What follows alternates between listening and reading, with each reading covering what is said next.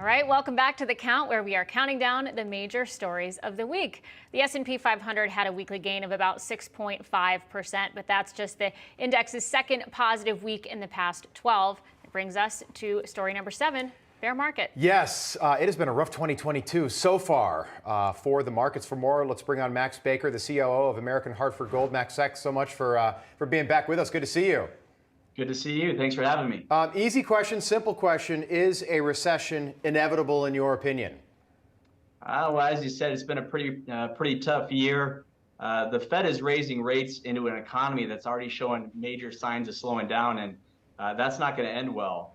Inflation's been very, very relentless all year long. It keeps rising, and it's forced the Fed to get really, really aggressive. You had Steve Forbes on last week. He told Newsmax that we're in a recession now, and with all the news of these major layoffs, it's getting really hard to disagree with that. So, Max, what's your evaluation of how the Fed has handled inflation so far? I mean, this week they hiked rates. Earlier this month, of course, it marks the Fed's biggest rate hike since 1994. Yeah, it's unfortunately too little, too late. They wasted an awful lot of time calling inflation transitory when they should have been hiking rates into a hot economy. Now they're behind the 8 ball. They have to pick between 40-year high inflation or a recession. Yeah, and hiking rates, that's no guarantee to bringing inflation down. And there's rumors that the Fed could do it again, maybe a couple more times before we hit the midterm elections. What do you make of that? And when will we know if the rate hikes have actually worked? Typically, it's too late when we've realized that it didn't work.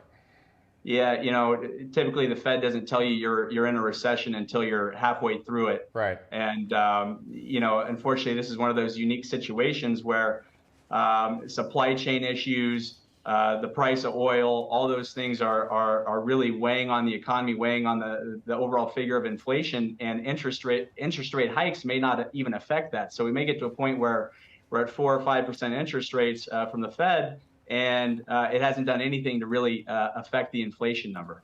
Yeah. And Max, mortgage rates have now hit near 6%. I mean, what does this mean for the housing market right now? What are we looking at? A lot of headwinds for that market right now. A couple quick stats. Your average payment on a 30-year mortgage is up 150% since January. Your median home prices are up 15% year over year. The new home supply just hit a 14-year high, and consumer sentiment is near a low. So right. It's safe to say that market has peaked. Okay, how bad does this get? We keep hearing comparisons made to the financial crisis, the Great Recession. Are we in that ballpark?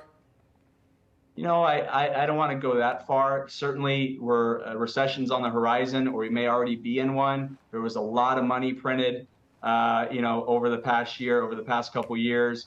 And unfortunately, we don't really have a safety net in place right now. Typically, when we're in a recession, we have the ability to print more money. We have the ability to decrease interest rates, and we don't have that at our disposal right now. All right. Max Baecker, the COO of American Hartford Gold. Great spending some time with you tonight. Thank you. Thanks, Max. Thanks for having me. All right. We are, of course,